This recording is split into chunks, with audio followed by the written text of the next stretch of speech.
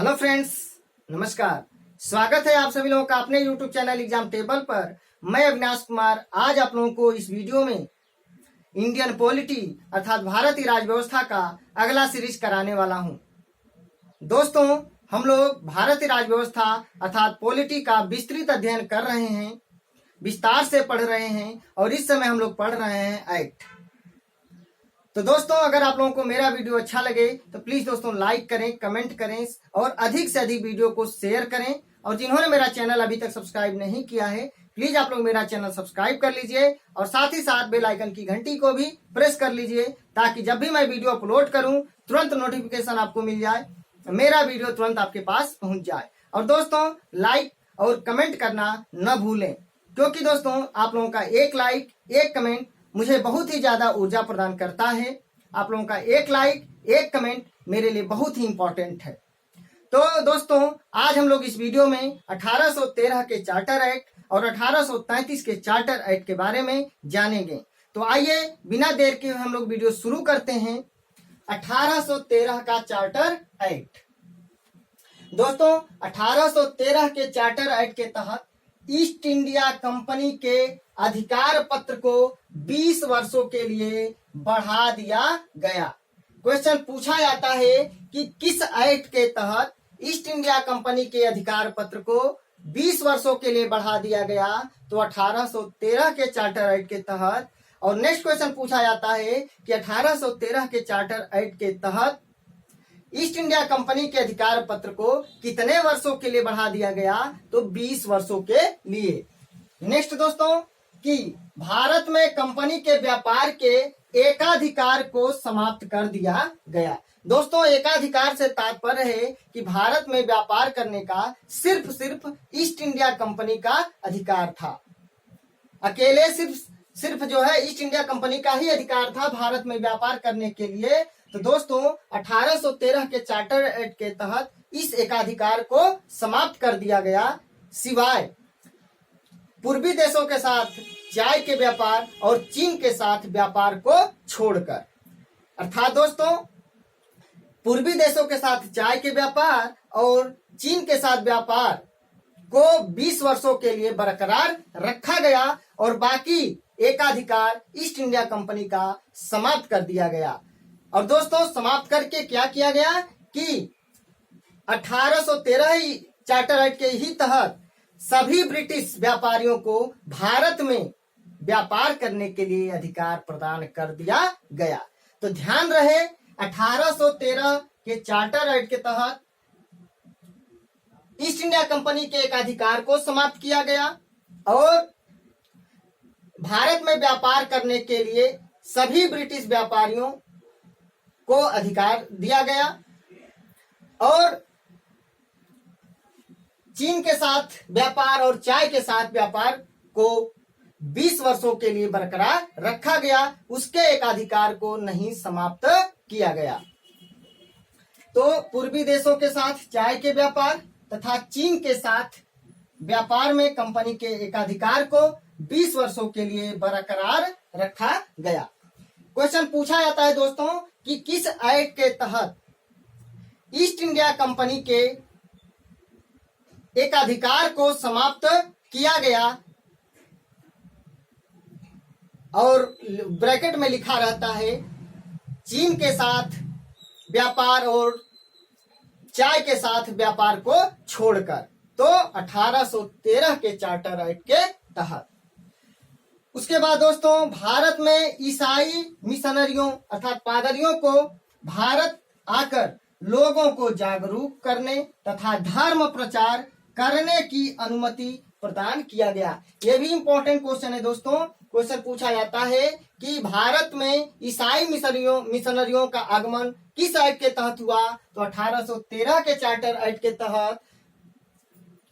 दूसरा क्वेश्चन पूछ लिया जाता है कि भारत में ईसाई मिशनरियों को धर्म प्रचार का अनुमति किस एक्ट के तहत दिया गया। तो 1813 के चार्टर एक्ट के तहत। तो दोस्तों, ध्यान रहे कि 1813 से पहले भारत में ईसाइयों को आने की अनुमति नहीं थी, लेकिन 1813 के चार्टर एक्ट के तहत ईसाई मिशनरियों अर्थात पादरियों को भारत आकर लोगों को प्रबुद्ध करने या जागरूकता लाने, लोगों को जागरूक करने और धर्म प्रचार करने की अनुमति प्रदान किया गया।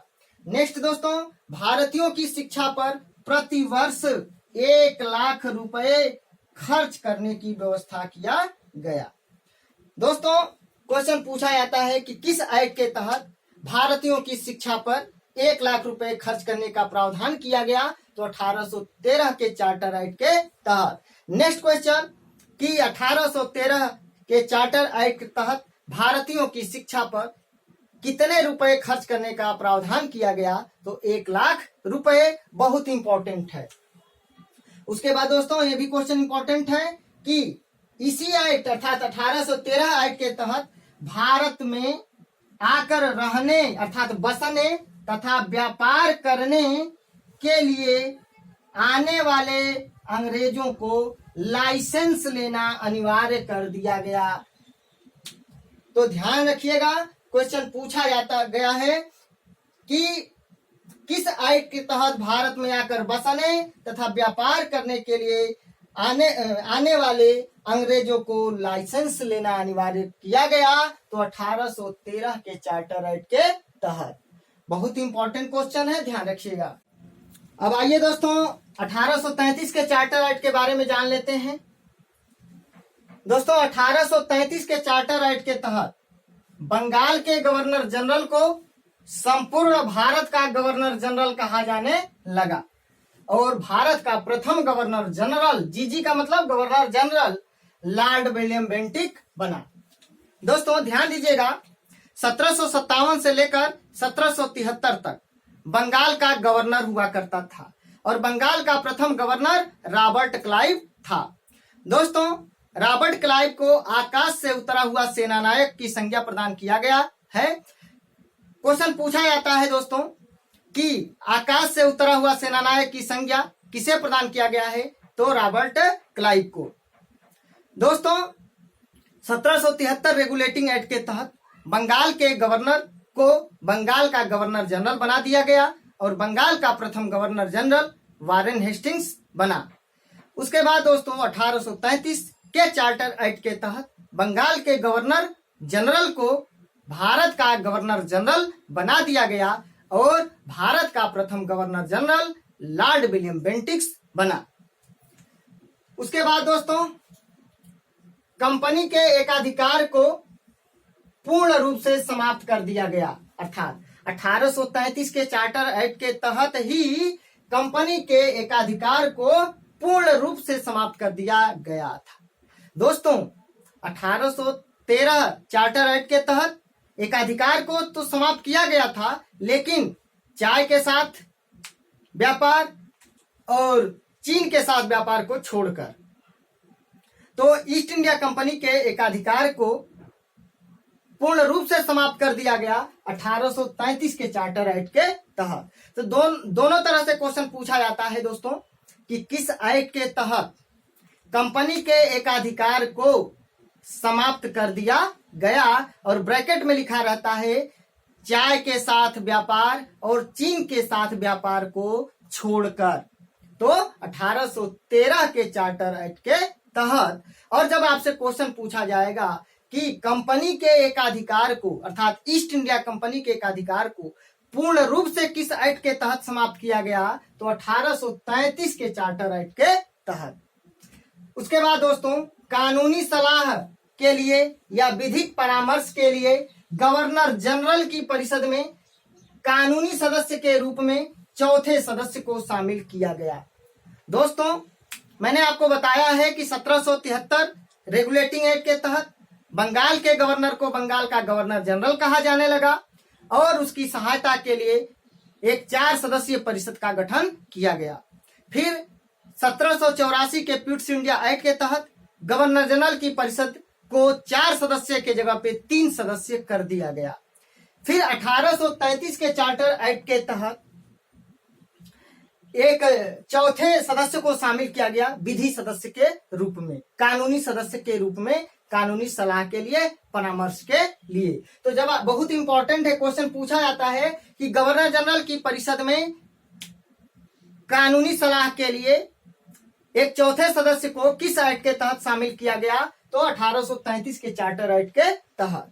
उसके बाद दोस्तों, इस अधिनियम की धारा 87 के तहत कंपनी के अधीन पद धारण करने के लिए किसी व्यक्ति को धर्म, जन्म स्थान, मूल वंश या रंग के आधार पर अयोग्य न ठहराए जाने का प्रबंध किया गया। अर्थात दोस्तों 1833 एक्ट के तहत ही ये प्रावधान किया गया कि कंपनी के अधीन अगर कोई पद धारण कर रहा है तो उसके साथ कोई भेदभाव नहीं किया जाएगा, चाहे वो धर्म के नाम पर हो, जन्म स्थान के नाम पर हो, मूल वंश, रंग भेद हो, या किसी भी प्रकार का भेदभाव नहीं किया जाएगा और उसको अयोग्य नहीं ठहराया जाएगा।